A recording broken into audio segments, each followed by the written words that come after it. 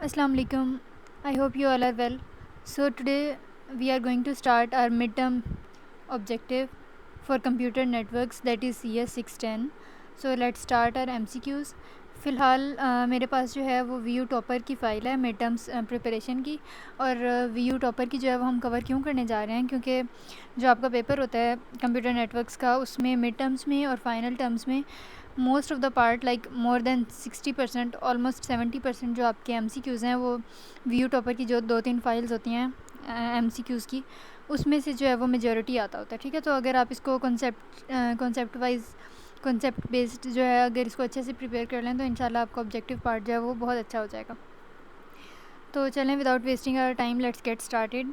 सबसे पहले आपके पास क्वेश्चन है, dash uses counter rotating rings in which data flows in opposite directions, कि इनमें से कौन सी टेक्निक जो है वो काउंटर रोटेटिंग रिंग्स यूज़ करती है जिसमें डेटा जो है वो अपोजिट डायरेक्शन में फ़्लो करता है। अब देखें, काउंटर रोटेटिंग रिंग्स का मतलब होता है कि ऐसे रिंग्स जो मतलब एक दूसरे से काउंटर रोटेट करें, यानी कि एक दूसरे की अपोजिट डायरेक्शन में रोटेट करें। ठीक है, तो यहाँ पे फ़िलहाल आंसर आपके पास जो है करेक्ट वो है FDDI। FDDI एक ऐसी टेक्निक है that stands for fibre distributed data interconnect. ठीक है, और इसके अलावा ये ऐसी टेक्नोलॉजी है रिंग बेस्ड, जिसमें क्या होता है कि ये 2 रिंग्स यूज़ करती है और फिर डेटा जो है वो आपके पास इसमें सेल्फ़ हीलिंग नेटवर्क इसको कहते हैं। मैं अगर आपको शॉर्ट के पॉइंट ऑफ व्यू से भी दिखाऊं तो यहाँ पे देखें, ये देखें, इसकी मैं आपको डायग्राम दिखा देती हूँ। अब इसमें क्या होता है कि अगर इस तरह से रिंग्स यूज़ होंगे तो फिर क्या होगा कि फॉर एग्ज़ाम्पल आपके पास ये लाइक रिंग टोपोलॉजी में इस तरह से डेटा जो है वो ट्रांसमिट हो रहा है। ठीक है, अब अगर कोई यहाँ पे फॉर एग्जांपल जैसे ये फेल्ड स्टेशन शो किया हुआ है तो क्या होगा कि क्या पूरा रिंग ही ख़राब हो जाएगा, सारा नेटवर्क आपके पास डिस्कार्ड हो जाएगा? नहीं, ऐसा नहीं होगा। क्यों? क्योंकि अगर आप इस पार्ट पर देखें तो ये सेल्फ हीलिंग है, यानी कि अपनी वो डायरेक्शन चेंज करके जो है वो चला जाएगा। तो इसीलिए फाइबर डिस्ट्रीब्यूटेड डेटा इंटरकनेक्ट को सेल्फ हीलिंग नेटवर्क भी कहते हैं। ठीक है, अच्छा, अब नेक्स्ट आपके पास the Ethernet speed was originally 3 megabits per second and the current standard is 10 megabits per second and the fast ethernet operates at 100 megabits per second। अब ये जो है वो आपके ईथरनेट वाले चैप्टर में एग्जैक्ट लाइंस हैं हैंडआउट्स की, और देखा जाए तो इस MCQ में आपके पास इस स्टेटमेंट में आपके पास 3 MCQs प्रिपेयर हो रहे हैं।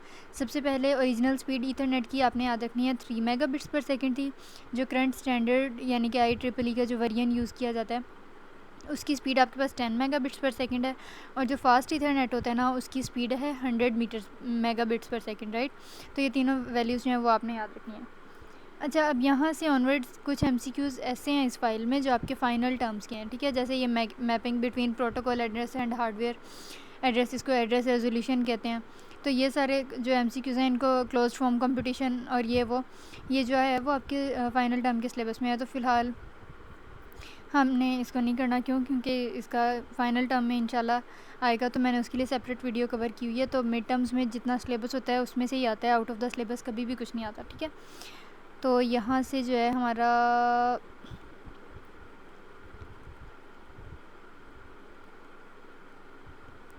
IP एड्रेस,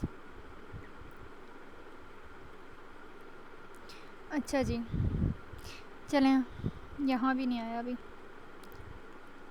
CRC यहाँ से साइक्लिक रिडंडेंसी चेकिंग से लेके ऑनवर्ड्स फिर आपका मिड टर्म्स का है। ठीक है, तो वो फाइनल्स का पोर्शन जो है अगर आपने देखना हो एक बार तो देख लीजिएगा, अदरवाइज़ उसका ऐसे कोई यूज़ नहीं है, कोई फ़ायदा नहीं है उसको करने का मिड टर्म्स के लिए। अच्छा, अब साइक्लिक रिडंडेंसी चेक में ये जो CRC बिट होती है, जो CRC की वैल्यू होती है, उसको क्या कहते हैं? डिवाइज़र, कोशेंट, डिविडेंड या रिमाइंडर। तो करेक्ट ऑप्शन आपके पास रिमाइंडर है।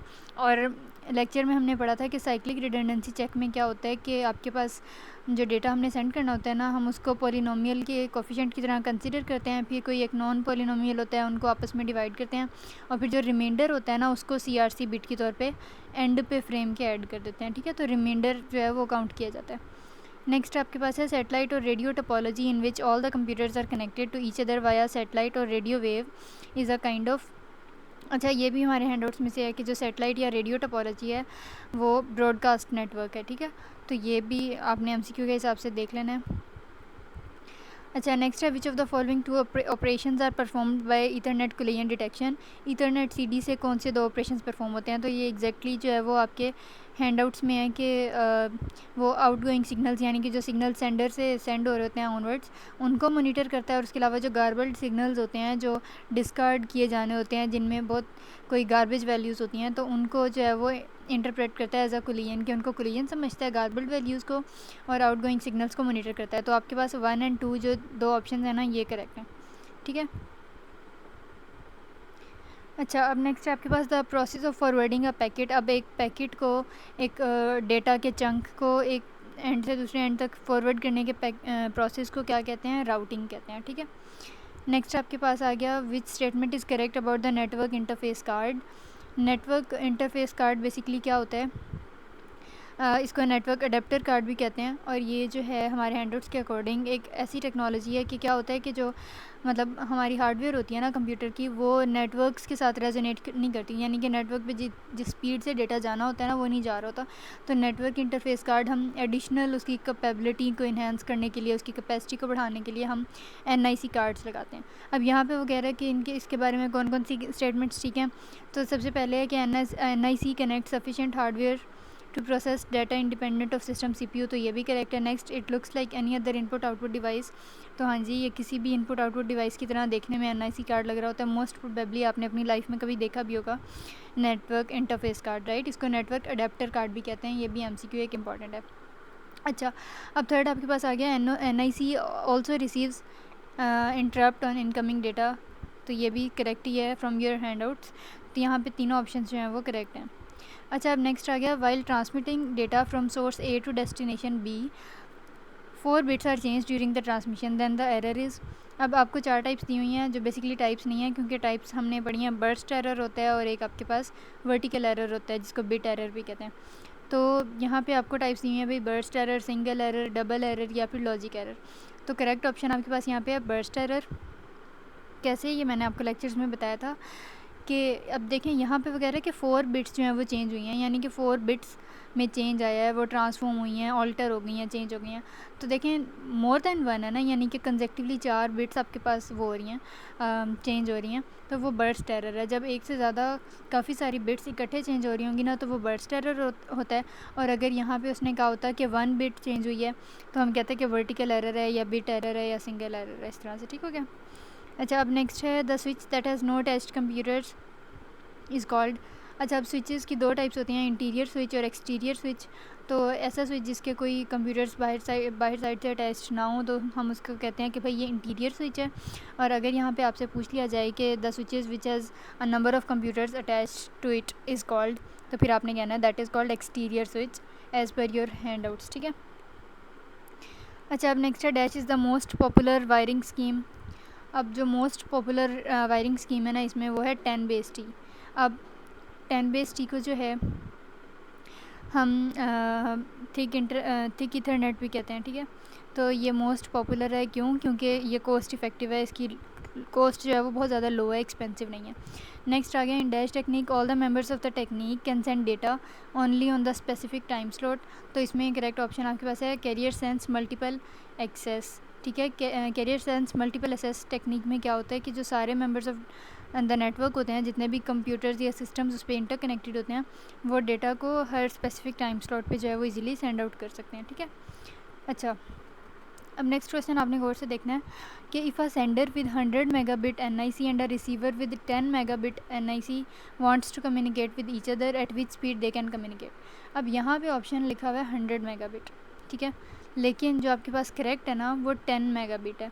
अब कैसे, मैं आपको बताती हूँ। देखें, सेंडर की उसने कैपेसिटी NIC की बताई 100 मेगाबिट और रिसीवर की उसने बताई 10 मेगाबिट्स। लेकिन जब भी हमने ये चेक करना हो ना कि किस स्पीड के साथ वो कम्युनिकेट करते हैं, तो हमने हमेशा लोअर वाले को काउंट करना होता है। ठीक है। लोअर कैपेसिटी को हमने पहले देखना है। तो देखें, सेंडर की है 100 मेगाबिट्स और रिसीवर वाले की है 10 मेगाबिट्स। तो इसमें से लो कौन सी है? 10 मेगाबिट्स। तो इसका मतलब है कि अगर सेंडर और रिसीवर आपस में कम्युनिकेट करेंगे तो वो किस स्पीड के साथ करेंगे? लोअर वाली के साथ, यानी कि 10 मेगाबिट्स के साथ। ठीक है। तो यहाँ पे सी ऑप्शन जो है वो करेक्ट है। इस फाइल में ये बाय मिस्टेक जो है वो 100 मार्क किया हुआ है। अच्छा, नेक्स्ट है missing dash in a frame format indicates that the receiving computer has missed the beginning of message.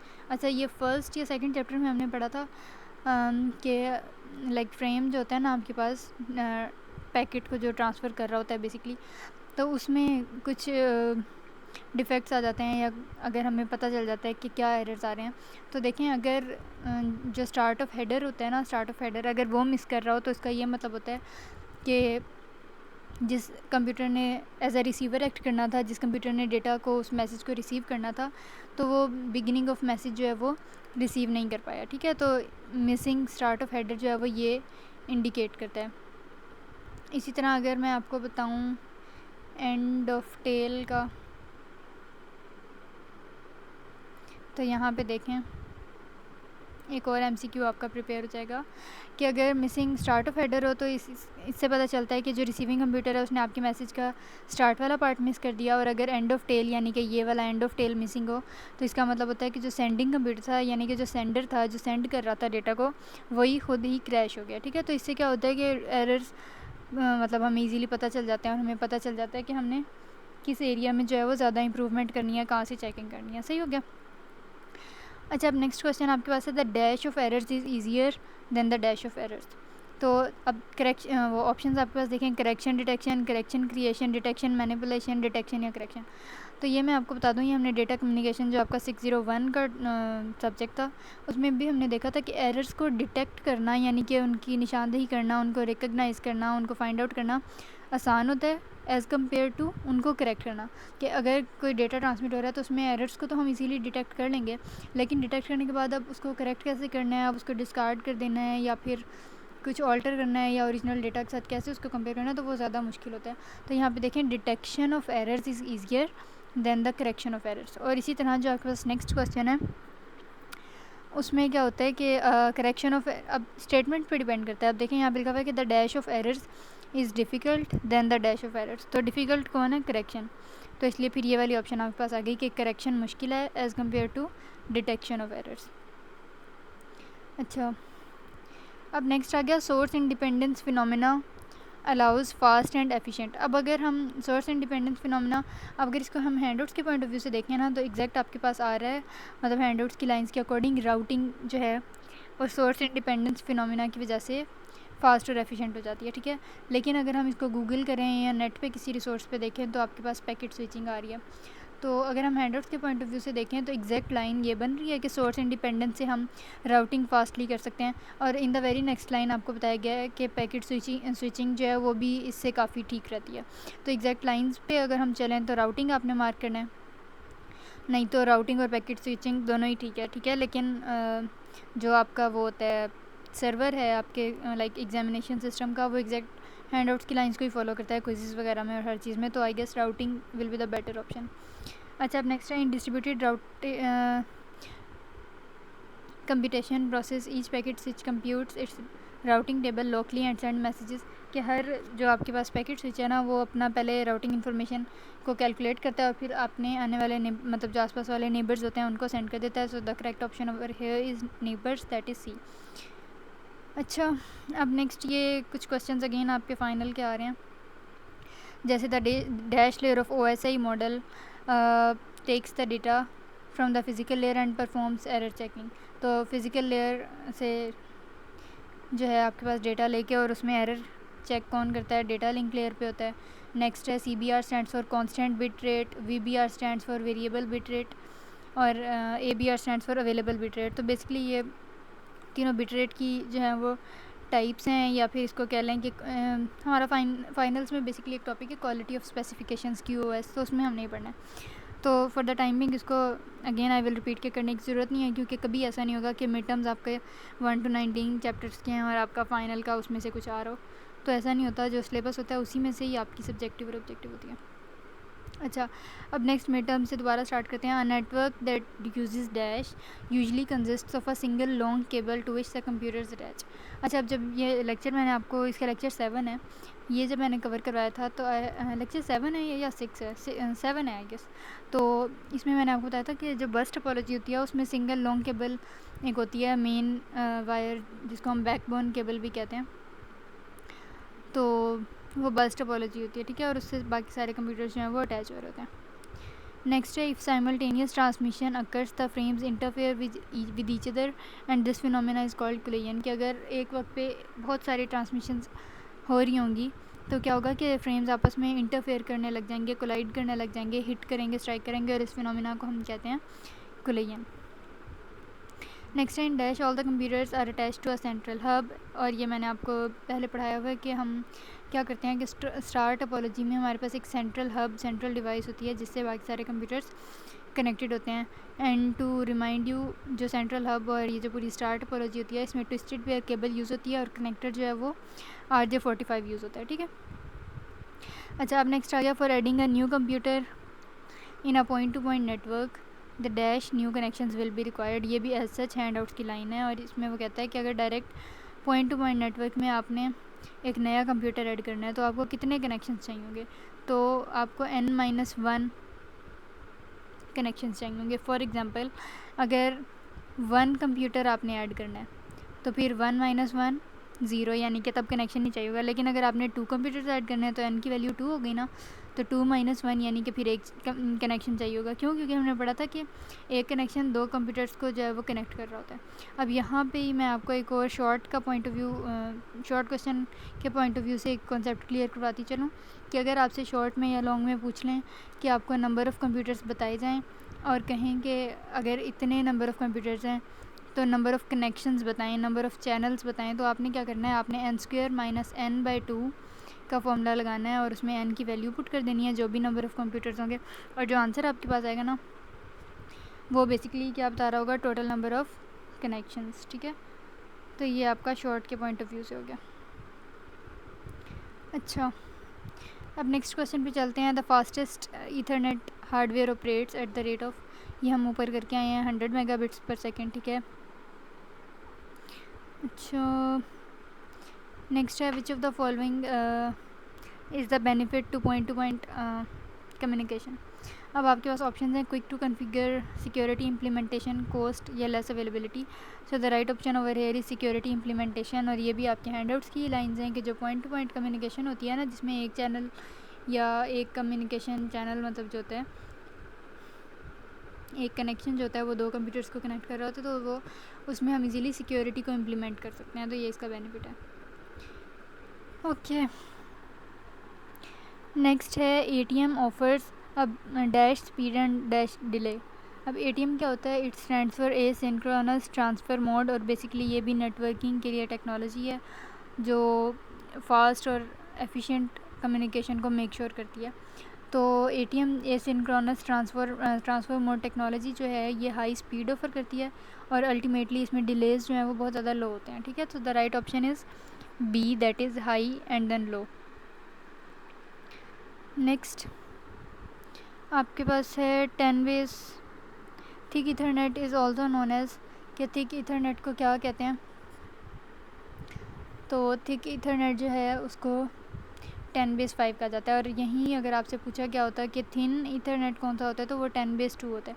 अच्छा, ये ऊपर जो है वो मैं 10/T को थिक इथरनेट बता के आई हूँ, तो मार्क द करेक्शन। और इसमें बेसिकली जो थिक इथरनेट होता है वो 10/T नहीं होता, 10/5 होता है, और इसी तरह से जो थिन इथरनेट होता है वो 10/2 होता है। नेक्स्ट है, both interior and exterior switches dash the packets. अब स्विचेस जो हैं वो उनका पर्पज़ ही ये है कि उन्होंने पैकेट्स को फॉरवर्ड करना है, तो यहाँ पे आपके पास ऑप्शन आ गया correct, C, that is forward. अच्छा, dash is the rate at which data can be send through the network, कि डेटा किसी भी नेटवर्क पे किस रेट से ट्रांसफ़र होता है वो हम थ्रूपुट से पता लगाते हैं। और जब बाकी तीनों टाइप्स हैं, SS डिले, स्विचिंग डिले और प्रोपोगेशन डिले, ये तीनों टाइप्स ऑफ डिलेज़ हैं, ठीक है। नेक्स्ट आ गया पिंग कमांड, जो इंटरनेट प्रोब करने के लिए यूज़ होती है। उसमें हम क्या करते हैं कि small sized information packet send करते हैं, किसके, ICMP के। ICMP क्या होता है, इंटरनेट कंट्रोल मैसेज प्रोटोकॉल, जो अलाउ करता है डेटा को सेंड करना है, रिसीव करना है, तो वो पहले से बताता है, लीव करने से पहले या ज्वाइन करने से पहले, तो ये परमिशन एक्सेस ग्रांट करता है। तो ICMP यहाँ पे आपके पास करेक्ट इन्फॉर्मेशन। अच्छा, नेक्स्ट है, many vans use hierarchical addressing efficiency. अब जो वैन्स होते हैं बहुत सारे, वो हायरार्किकल एड्रेसिंग जो है वो यूज़ करते हैं, यानी कि एक पूरी उनकी हायरार्की चल रही होती है अपवर्ड्स टू डाउनवर्ड्स। नेक्स्ट आपके पास आ गया विच of the following is not a function of ping commands. Ping commands का कौन सा फंक्शन नहीं है? तो देखें, सबसे पहले ये फर्स्ट चैप्टर में हमने देखा था कि लोकल कंप्यूटर नेटवर्क इश्यूज़ जो है पिंग कमांड से हमें इजीली पता चल जाते हैं, तो ये तो फंक्शन है। नेक्स्ट है कंजेशन इन द नेटवर्क, ये भी हम पिंग कमांड के ज़रिए पता लगा सकते हैं। और रिमोट होस्ट यानी कि जिसकी हमने अवेलेबिलिटी चेक करनी है, प्रोब करनी है, वो भी हमें पता लग जाती है पिंग कमांड से। तो आपके पास खाली ऑप्शन कौन सा बच गया? Relay nodes. तो रिले नोड्स जो है ये फंक्शन नहीं है किसका? पिंग कमांड का। नेक्स्ट आपके पास आ गया पैकेट स्विच्ड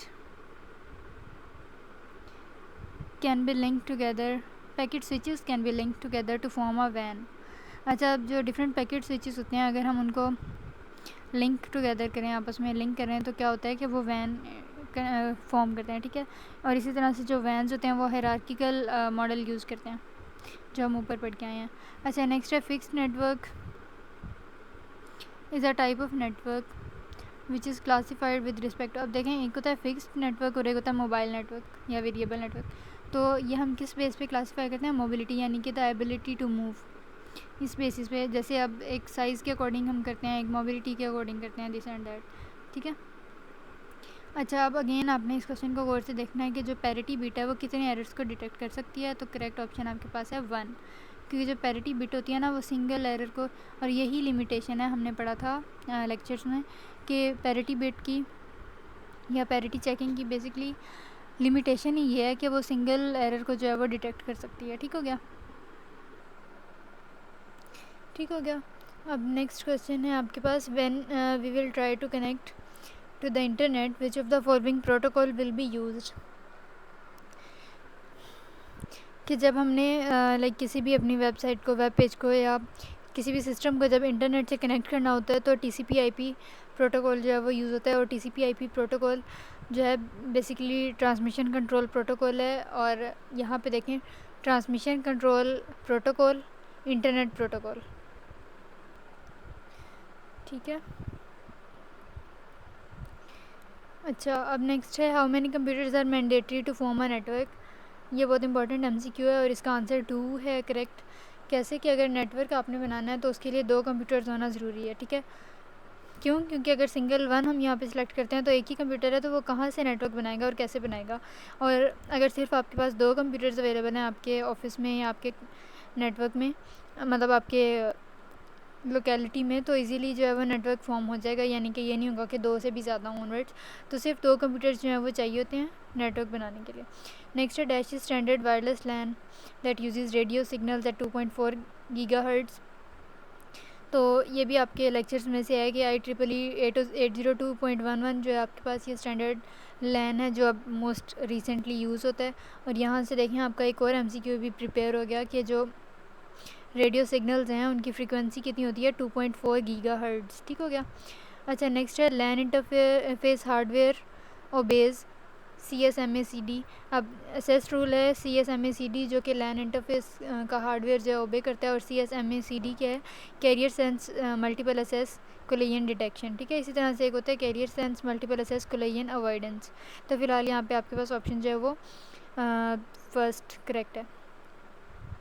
अच्छा, most important task a bridge performs is frame filtering. This is again a very important MCQ कि जो ब्रिज होता है ना, लाइक आपके पास और भी कनेक्टिंग डिवाइसेस हैं जैसे हब, स्विच, ब्रिज, राउटर, ठीक है, गेटवेज। तो ये सारे जो हैं ये कनेक्ट मतलब एज अ डिवाइस तो एक्ट करते हैं एज अ कनेक्टिंग डिवाइस, लेकिन जो उनमें से ब्रिज है ना वो ज़्यादा एफिशिएंट माना जाता है। क्यों? क्योंकि ये फ्रेम फिल्टरिंग का मेजर रोल जो है वो प्ले करता है। अब फ्रेम फिल्टरिंग क्या है कि जब एक सेंडिंग डिवाइस रिसीविंग एंड पे जो है वो अपना डेटा सेंड कर रही होती है ना, तो अगर दरम्यान में वो ब्रिज से होके गुजर रहा है, लाइक आपने कनेक्टिंग डिवाइस ब्रिज लगाई है, तो वो क्या करेगा कि आने वाले फ्रेम्स को फ़िल्टर करता जाएगा और मेक श्योर करेगा कि ओरिजिनल डेटा ही सेंड हो और कोई भी एक्स्ट्रा मतलब लाइक आपके पास ऑल्टर्ड अगर डेटा होगा तो उसको जो है वो डिस्कार्ड कर देगा, उसको ड्रॉप कर देगा, ठीक है। तो फ्रेम्स फ़िल्टर करता है कौन? ब्रिज। नेक्स्ट आपके पास आ गया ATM uses small fixed size packets which are called cells. और हर सेल जो है आपके पास वो 53 ऑक्टेट्स को यूज़ करता है। ये आपने ऑब्जेक्टिव के पॉइंट ऑफ व्यू से अच्छे से कर लेना है। फिर उसके बाद है dash can't be guaranteed with variable length packets. As easily as it can with fixed length cells, कि जो क्वालिटी ऑफ सर्विस है ना, वही जो हम ऊपर पढ़ के आए हैं, जो मैं आपको कह रही थी कि फाइनल टर्म वाला है। तो उसके सिनेरियो से अगर मैं आपको बताऊं कि जो क्वालिटी ऑफ सर्विस होती है ना, लाइक आपने फॉर एग्जांपल सेंडिंग कंप्यूटर से रिसीविंग की तरफ डेटा को सेंड किया, तो उस डेटा को सेंड होके वहाँ पे रिसीव होने के कितने चांसेस हैं कि वो क्वालिटी वहाँ पे कोई कॉम्प्रोमाइज़ नहीं करेगा। वो वेरिएबल लेंथ पैकेट्स में मुश्किल होता है, फिक्स्ड लेंथ में ईजी होता है। क्यों? क्योंकि देखें वेरिएबल लेंथ पैकेट्स में जो है वो बार बार पैकेट्स का साइज़ चेंज हो सकता है। फिक्स्ड में तो आपको एग्जैक्टली पता होता है, तो क्वालिटी ऑफ सर्विस मेंटेन करना कंपैरेटिवली ईजी होता है। लेकिन क्योंकि पैकेट्स की लेंथ वेरिएबल लेंथ पैकेट्स में चेंज हो रही होती है ना बार बार, तो इसलिए क्वालिटी ऑफ सर्विस को गारंटी नहीं किया जा सकता। सही हो गया। अच्छा जी, अब नेक्स्ट आ गया which multiplexing technique transmits digital signals. तो ये भी हैंडआउट्स में हमने देखा था कि टाइम डिवीजन मल्टीप्लेक्सिंग जो है वो मक्स के ज़रिए से पहले मल्टीप्लेक्स करती है, फिर चैनल पे से डेटा ट्रांसमिट हो जाता है, फिर रिसीविंग एंड पे डीमल्टीप्लेक्स कर देती है। तो मतलब यहाँ पे TDM जो टाइम डिवीजन मल्टीप्लेक्सिंग होती है वो यूज़ होती है। नेक्स्ट आ गया connections in ATM are called. अब जो एसिंक्रोनस ट्रांसफ़र मोड में कनेक्शंस होते हैं उनको VCs कहते हैं, जैसे which stands for virtual channels. Next आ गया dash is a device that combines multiple signals and forwards into a single line. तो अभी जो मैं ऊपर बता के आई हूँ कि मल्टीप्लेक्सर या मक्स ऐसी डिवाइस होती है जो काफ़ी सारे सिग्नल्स को इकट्ठा करती है और फिर उसको एक सिंगल लाइन या सिंगल चैनल पे सेंड आउट कर देती है, ठीक है, और फिर रिसीविंग एंड पे जाके वो डीमल्टीप्लेक्स हो जाते हैं। Dash is inflexible routing, searching, processing या स्टैटिक राउटिंग। तो देखें स्टैटिक राउटिंग जो है वो इनफ्लेक्सिबल होती है। क्यों? क्योंकि जो डायनामिक राउटिंग होती है वो तो रियल टाइम में जो है वो अपडेट होती रहती है, ठीक है। लेकिन जो स्टैटिक राउटिंग होती है वो जब आपका सिस्टम बूट करता है, स्टार्ट होता है, इनिशलाइज, तब कर देते हैं सारे राउटिंग टेबल्स को और बाद में कोई चेंज उसमें ला ही नहीं सकते हम, ठीक है। नेटवर्क एडमिनिस्ट्रेटर जो होता है वो भी नहीं चेंज ला सकता। तो ये इनफ्लेक्सिबल है। क्यों? क्योंकि ये चेंजेस को कैटर नहीं कर रही होती, चेंजेस के साथ कोप नहीं कर रही होती। नेक्स्ट है if a hub is use to connect many computers then only dash computers can communicate at a given time. तो वो कह रहा है कि अगर एक हब यानी कि कोई स्टार टोपोलॉजी में फॉर एग्जांपल बहुत सारे कंप्यूटर्स को कनेक्ट कर रहा है, तो कितने कंप्यूटर्स एक वक्त में कम्युनिकेट कर सकते हैं। तो ये हमने बुक में पढ़ा हुआ है हैंडआउट्स में कि लैन में क्या होता है कि सिर्फ 2 कंप्यूटर्स आपस में एक सिंगल टाइम में कम्युनिकेट कर सकते हैं। तो बेशक यहाँ पे हब जो है वो मैनी की जगह इनफाइनाइट कंप्यूटर्स को भी बेसिकली आइडियल केस है, इनफाइनाइट कंप्यूटर्स कोई होते ही नहीं है।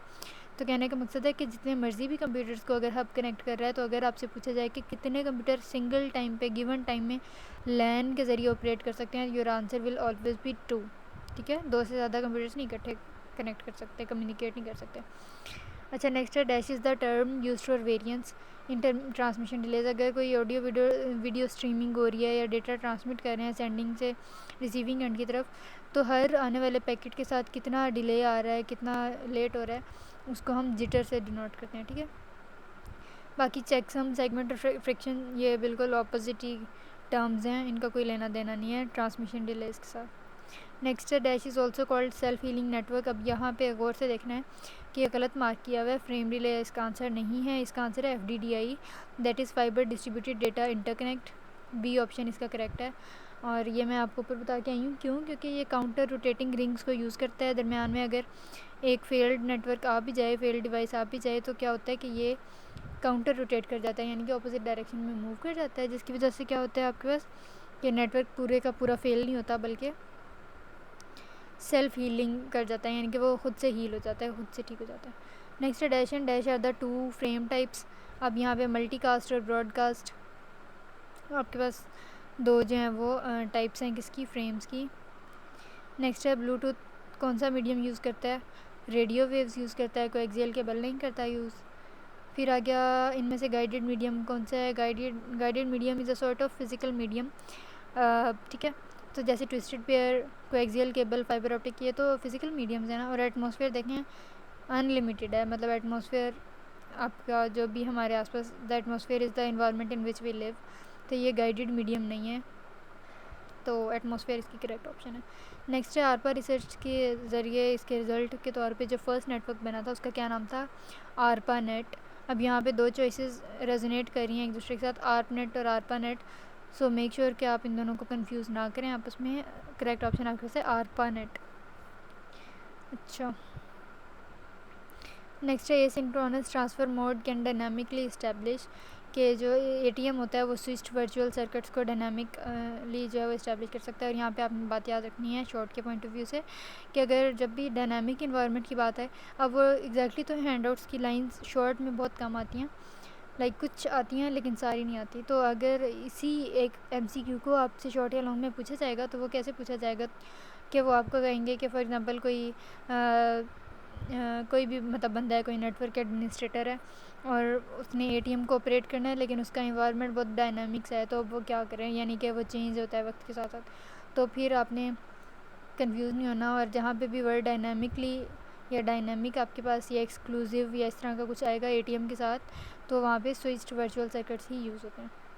नेक्स्ट है टिपिकल पोर्ट किसी एटीएम स्विच पे वो OC3 स्पीड के साथ ऑपरेट करती है, और यहाँ पे OC3 स्पीड अगर हम हैंडआउट से भी देखें तो वो 155 मेगाबिट्स पर सेकेंड है, ठीक है। नेक्स्ट है 10 बेस टी ईथरनेट को स्टार शेप बस भी कहते हैं। क्यों कहते हैं स्टार शेप्ड बस? क्योंकि ये स्टार टोपोलॉजी और बस टोपोलॉजी दोनों के फीचर्स को मैच करता है, मतलब कंबाइन करता है मैच करके। नेक्स्ट है डैश अलाउज ऑटोमेटिक अपडेट्स। ये हम ऊपर भी पढ़ के आए हैं कि रियल टाइम पे, रियल बेसिस पे अगर डेटा अपडेट होता है तो दैट इज़ डायनामिक राउटिंग। अब वेरिएबल लेंथ के अगर पैकेट्स होते हैं तो उनको हैंडल हम कैसे करते हैं? फ्रेगमेंटेशन से। और फ्रेगमेंटेशन में भी समटाइम्स ऐसे हो जाता है कि जो फ्रेगमेंट्स बनते हैं वो फिर भी बड़े ही थोड़े रहते हैं MTU से, मैक्सिमम ट्रांसमिशन यूनिट से, तो हम फिर उसका सोल्यूशन होता है कि हम फ्रेगमेंट को भी आगे फ्रेगमेंट कर देते हैं, यानी कि एक फ्रेगमेंट है ना पीस, उसके भी फर्दर पीसेस कर देते हैं। तो खैर नेक्स्ट आपके पास है कि in order to forward a copy of the frame, bridge क्या करता है? वो डेस्टिनेशन एड्रेस यूज़ करता है। नेक्स्ट है we may use dash to extend. अच्छा जी, कहाँ गया? हम ये वाला क्वेश्चन कर रहे थे कि we may use dash to extend local area network. तो लोकल एरिया नेटवर्क को लैन को एक्सटेंड करने के लिए ब्रिज, हब, रिपीटर, ये तीनों जो हैं वो डिवाइसेस यूज़ होती हैं। नाउ यू मे आस्क कि यहाँ पे राउटर क्यों नहीं यूज़ हो रहा? क्योंकि राउटर डिफरेंट नेटवर्क सेगमेंट्स को आपस में कनेक्ट करने के लिए तो यूज़ होता है, लेकिन कोई लैन अगर हो आपके पास लोकल एरिया नेटवर्क तो उसको एक्सटेंड करने के लिए यूज़ नहीं होता। ठीक हो गया? जैसे अगर मैं आपको यहाँ से भी आपके लास्ट चैप्टर से दिखाऊँ जहाँ पे समरी सबकी लिखी है, तो देखें लैंस को एक्सटेंड करने के लिए फाइबर मोडेम्स, रिपीटर्स, ब्रिजेस और स्विचेस जो हैं वो यूज़ होते हैं। ठीक है, तो यहाँ पे राउटर्स जो हैं वो सिर्फ नेटवर्क सेगमेंट्स को जो है वो इंटरकनेक्ट बस कर रहे होते हैं। नेक्स्ट है all of the given options are the types of delay except. यहाँ पे देखें प्रोपोगेशन डिले, असेस डिले और क्यूइंग डिले हम ऊपर पढ़ के आ रहे हैं कि ये टाइप्स ऑफ डिले हैं। सिर्फ जो थ्रूपुट है ना वो बेसिकली क्या होता है कि किस रेट पे डेटा जो है वो ट्रांसमिट हो सकता है अक्रॉस द नेटवर्क, उसको थ्रूपुट कहते हैं। It is not the type of delay. So यहाँ पे ऑप्शन आपके पास ठीक जो है वो थ्रूपुट है। नेक्स्ट है while computing shortest path, next hop information आपके पास राउटिंग टेबल में स्टोर होती है। ट्रेलर कुछ नहीं होता, हेडर वो होता है जो फ्रेम के स्टार्ट पे लगाते हैं, और रजिस्टर भी यहाँ पे फ़िलहाल कुछ नहीं है। अच्छा नेक्स्ट है LAN interface uses dash to copy frame data directly from the main memory. तो यहाँ पे डायरेक्ट मेमोरी एक्सेस इंटरफेस जो है वो यूज़ करता है कौन? लैन यूज़ करता है। और इससे होता क्या है कि फ्रेम्स को डायरेक्टली कॉपी किया जा सकता है मेन मेमोरी में, तो डायरेक्ट मेमोरी एक्सेस इसके लिए यूज़ होता है। फिर उसके बाद गीगाबिट ईथरनेट जो है वो किस रेट पे ऑपरेट करता है? 1000 मेगाबिट्स पर सेकंड पे। फिर आपने क्या अगला करना है? In the early resource sharing era which resource were shared. Computational resource को पहले शेयर किया जाता था क्योंकि वो बहुत ज़्यादा कॉस्ट इफ़ेक्टिव नहीं होते थे, बहुत ज़्यादा एक्सपेंसिव होते थे, इसलिए उनको शेयर करना ज़रूरी लगता था। नेक्स्ट है if two buildings are located far from each other then bridge and dash can be use to connect two LANs. तो ऑप्टिकल फाइबर्स जो हैं वो far away located far away buildings होती हैं, उनको आपस में इंटरकनेक्ट करने के लिए यूज़ हो सकता है। ठीक है, नेक्स्ट है which type of network consist of wireless connection of laptops in a university classroom. कि अगर आपके पास एक क्लासरूम के नेटवर्क की बात की जाए तो इतने से किसी बिल्डिंग या किसी रूम का एरिया जो होता है वो लैन कवर करता है, that is local area network. Next है एक टिपिकल जो ब्रिज होता है उसमें क्या क्या कंपोनेंट्स होते हैं? 2 नेटवर्क इंटरफेस कार्ड्स होते हैं, एक CPU होता है, मेमोरी होती है और रोम होती है। ठीक है, सो राइट ऑप्शन आपके पास बी है। नेक्स्ट, ऑडियो और वीडियो को कंप्रेस करने के लिए कौन सा बिट रेट, कौन सी क्वालिटी ऑफ स्पेसिफिकेशन यूज़ होती है, वो वेरिएबल बिट रेट है, दैट इज़ VBR। लेकिन अगेन ये आपका फाइनल टर्म का टॉपिक है। नेक्स्ट है, कितनी टाइप्स ऑफ डेटा स्टफिंग होती है? दो होती हैं, एक बाइट स्टफिंग होती है और एक बिट स्टफिंग होती है। जो बाइट स्टफिंग होती है ना, वो करेक्टर ओरिएंटेड होती है, और जो बिट स्टफिंग होती है वो सिंपल उसमें बिट्स को ही स्टफ़ किया जाता है, 1 1 या 0 को। नेक्स्ट है, Dijkstra's algorithm can accommodate weights on dash in graph. जो नोड्स पे वेट्स होते हैं ना, उनको डिजिक्स्ट्राज एल्गोरिदम जो है वो क्या करता है, आपके पास अकोमोडेट करता है, कंप्यूट करता है। सॉरी, आपके पास यहाँ पे ना लाइक नोड्स पे नहीं करता, एजेस पे करता है। यहाँ पे अगर हम हैंडआउट्स के पॉइंट ऑफ व्यू से देखें तो डिजिक्स्ट्राज एल्गोरिदम नोड टू नोड तो शॉर्टेस्ट पाथ कंप्यूट करता है, लेकिन यूज़ जो है वो वेट्स को करता है एजेस के कैलकुलेट करने के लिए, ठीक है। एजेस पे वेट होते हैं, जो आपके पास कनेक्शंस होते हैं ना, उन पे वेट होता है। तो यहाँ पे ये रॉन्ग मार्क किया हुआ है, edges is the correct option. Next है, dash mask your IP address. तो IP एड्रेस को कौन मास्क करता है? VPN। ये आपका फाइनल से है। नेक्स्ट है, static routing computes routing in table information at boot time. ये मैं आपको पहले से बता चुकी हूँ कि जब सिस्टम बूट हो रहा होता है, इन अ सेंस इनिशलाइज हो रहा होता है, तो उसी वक्त स्टैटिक राउटिंग जो है वो सारे राउटिंग टेबल्स को कंप्यूट कर लेती है, उनकी इन्फॉर्मेशन को। नेक्स्ट है, dash was the first automated tool to see whether given computer is online और नॉट। तो यहाँ पे पिंग प्रोग्राम जो है, पिंग प्रोग्राम जो है वो आपके पास करेक्ट ऑप्शन है, ठीक है। यहाँ पे जो नन लगा हुआ है ना, वो गलत है। क्यों? क्योंकि सबसे पहले पिंग था, फिर उसके बाद ट्रेस राउट, ट्रेसर्स वगैरह और भी इतने सारे अब तो टूल्स अवेलेबल हैं कनेक्टिविटी को चेक करने के लिए। लेकिन जो पिंग प्रोग्राम था वो सबसे पहला टूल था जिसके ज़रिए से हम इंटरनेट को प्रोब कर सकते थे, हम देख सकते थे कि कोई वेबसाइट या कोई अगला सर्वर सामने वाला वो उस टाइम पे ऑनलाइन अवेलेबल है या नहीं। तो यहाँ पे ping program, that is B आपके पास राइट ऑप्शन है। फिर in which type of error detection arithmetic sum is calculated before and after the transmission of data. तो यहाँ पे चेक सम में पहले भी चेकआउट करते हैं और फिर एंड पे भी करते हैं। नेक्स्ट आ गया, computer send the connection request to the dash to which it is attached while establishing a switched virtual circuit. Switched virtual circuits में क्या होता है कि कंप्यूटर ने अगर डेटा सेंड करना होता है तो पहले वो स्विच को रिक्वेस्ट सेंड करता है, ठीक है। किसमें? स्विच्ड वर्चुअल सर्किट्स में। और ये मैं पहले आपको बता चुकी हूँ कि जो स्विच्ड वर्चुअल सर्किट्स होते हैं वो बेसिकली डायनामिक एनवायरनमेंट के साथ डील कर रहे होते हैं। ATM का फर्दर एक्सटेंशन है इन अ सेंस। फिर नेक्स्ट है, bridges communicate with each other on the network and use distributed spanning tree algorithm to decide which bridge will not forward frames if a cycle occur. Cyclic situations के साथ deal करने के लिए distributed spanning tree DSTs हम use करते हैं। Next है, Ethernet जो है वो स्टैटिक एड्रेसिंग स्कीम जो यूज़ करता है वो कितने बिट्स की होती है? 48 बिट्स की। फिर उसके बाद weights on graph edges reflects the cost of traversing edge. कि अगर जैसे हमारे पास एक ग्राफ होता है डिजिक्स्ट्राज एल्गोरिदम में, अगर हमने उसको कंप्यूट करना होता है एजेस के वेट को, तो वेट हमें असल में क्या शो कर रहे होते हैं कि अगर हम उस पूरे एज को, उस पूरे साइकिल को रिपीट करते हैं, ट्रेवर्स करते हैं, रिवर्स वे में लेके जाते हैं, तो कितनी कॉस्ट पड़ेगी, वो कितना कॉस्ट इफेक्टिव है, हमें कितने रिसोर्सेज दोबारा से यूज़ करने पड़ेंगे। तो बेसिकली वो कॉस्ट बता रहे होते हैं ट्रेवर्सिंग एज के, ठीक है। नेक्स्ट है, dash relies on the hardware manufacturer, static या डायनामिक। कौन सी एड्रेसिंग स्कीम सिर्फ हार्डवेयर मैन्युफैक्चरर पे डिपेंड करती है? स्टैटिक एड्रेसिंग स्कीम, ठीक है। क्यों? क्योंकि इसमें सारा कुछ लाइक सिक्योरिटी इम्प्लीमेंटेशन, उसके अलावा एसेस कंट्रोल्स, ये सारा कुछ जो है ना स्टैटिक एड्रेसिंग में वो हार्डवेयर मैन्युफैक्चरर और नेटवर्क एडमिनिस्ट्रेटर के कंट्रोल में ही होता है। और डायनामिक राउटिंग स्कीम में या डायनामिक एड्रेसिंग स्कीम में ऐसा कुछ नहीं होता। नेक्स्ट है, in dash topology if the switch goes down all the computers will be disconnected. तो यहाँ पे देखें आपके पास जो राइट ऑप्शन है ना वो स्टार टोपोलॉजी है। क्यों? क्योंकि स्टार टोपोलॉजी में सेंट्रल हब होता है ना, स्विच सेंट्रल हब डिवाइस होती है। अगर वही डाउन चला जाएगा, वही फेल हो जाएगा, तो पूरे के पूरे सारे कंप्यूटर जो हैं वो आपके पास डिसकनेक्ट हो जाएंगे और हम कहेंगे कि हमारा नेटवर्क जो है वो फेल हो गया। ओके, नेक्स्ट है, which type of network consist of wide computers in a university classroom. ये हम कर चुके हैं, लैन। उसके अलावा if you are a network administrator and you want to know the traffic flow of your data while communicating with a remote computer. तो फिर intermediate routes के बारे में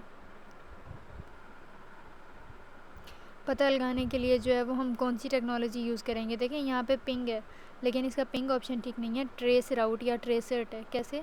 क्योंकि अब आपने इसी को शॉर्ट के पॉइंट ऑफ व्यू से भी प्रिपेयर कर लेना है कि वो कह रहा है कि मतलब रिमोट कंप्यूटर से कनेक्ट करना है, इंटरकनेक्ट करना है, कम्युनिकेट करना है, लेकिन क्या कंडीशन है कि वो इंटरमीडिएट राउटर्स के बारे में भी पता लगाना चाहता है। तो जो एक्स्ट्रा इन्फॉर्मेशन होती है ना कि रास्ते में जितने भी राउटर्स आ रहे हैं, जितने भी पाथ्स आ रहे हैं, उन सब को जो है वो सिर्फ ट्रेस राउट बताता है। ठीक है, जो पिंग कमांड होती है ना, वो सिर्फ ये बता देती है कि रिमोट कंप्यूटर यानी कि जिससे हमने कनेक्ट करना है, कम्युनिकेट करना है, वो अवेलेबल है ऑनलाइन या नहीं है। वो और कुछ नहीं इन्फॉर्मेशन देती। तो यहाँ पे तो वो कह रहा है कि एक्स्ट्रा इन्फॉर्मेशन भी चाहिए इंटरमीडिएट राउटर्स की, तो वो ट्रेस राउट, यहाँ पे सी ऑप्शन करेक्ट है। नेक्स्ट है hardware address is also called as. तो हार्डवेयर एड्रेस को फिज़िकल एड्रेस भी कहते हैं। नेक्स्ट है थिक ईथरनेट को क्या चाहिए होता है, सिग्नल्स की रिफ्लेक्शन या रिफ्लेक्टेंस को अवॉइड करने के लिए टर्मिनेटर्स, ताकि जो थिक ईथरनेट हो वो दोनों एंड से प्रॉपर्ली टर्मिनेट कर रही हो और उसके सिग्नल्स जो हैं वो बार बार रिफ्लेक्शन ना करें। टर्मिनेटर्स जो होते हैं वो आपके पास टर्मिनेट कर देते हैं उस कनेक्शन को। ठीक है, नेक्स्ट है which of the following network is using the TCP/IP model. तो मैंने आपको बताया था कि इंटरनेट प्रोटोकॉल है ना, तो इंटरनेट इसको ग्लोबली जो है वो यूज़ कर रहा है। नेक्स्ट है VPNs जो हैं उनको समटाइम्स टनल्स भी कह देते हैं। फिर उसके बाद to reduce the dash computers can be connected and distributed to a number of hubs then the number of hubs are connected to a switch. तो डेफिनेटली हमने क्वालिटी या एफिशिएंसी को तो जो है वो कम करना नहीं होगा, मतलब किसी भी नेटवर्क में हम ये तो नहीं चाहेंगे ना कि क्वालिटी या एफिशिएंसी कम हो। तो ऑप्शन आपके पास यहाँ पे कॉस्ट है। क्यों? क्योंकि दो या दो ज़्यादा नेटवर्क्स को अगर हम कंबाइन करते जाएंगे तो अल्टीमेटली आपके पास कॉस्ट इसकी जो है वो कम हो जाएगी। ठीक है, next if a dash is used the communication between two computers will not affect the other pair of computers and then they can communicate at the same time. तो यहाँ पे जो राइट ऑप्शन है ना वो स्विच है। ठीक है, तो ये हमारे आज के MCQs थे। अगर इसमें कोई भी कन्फ्यूजन हो या मैंने कोई रॉन्ग मार्क किया हो तो you can always drop a comment and I will answer your questions. And if you are new to the channel then don't forget to subscribe and hit the bell icon as well. Till then, खुदा हाफिज़।